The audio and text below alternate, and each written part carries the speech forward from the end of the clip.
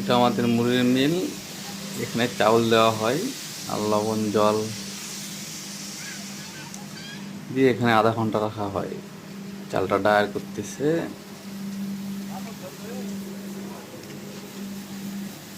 আধা ঘন্টা পরে চালটা এদিক দিয়ে বাড়ায়,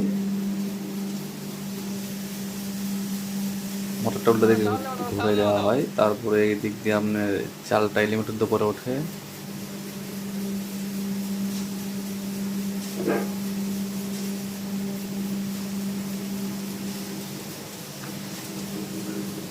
এখানে চাল উঠে এখান থেকে রোস্টারে যায়। সেখান থেকে মুড়ি, এটা বুলার মেশিন বলে, এদিক দিয়ে মুড়ি বের হয়ে নেটিং হয়। এই বুলারের মাধ্যমে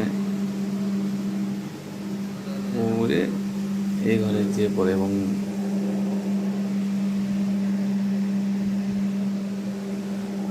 এরপরে প্যাকেজিং হচ্ছে।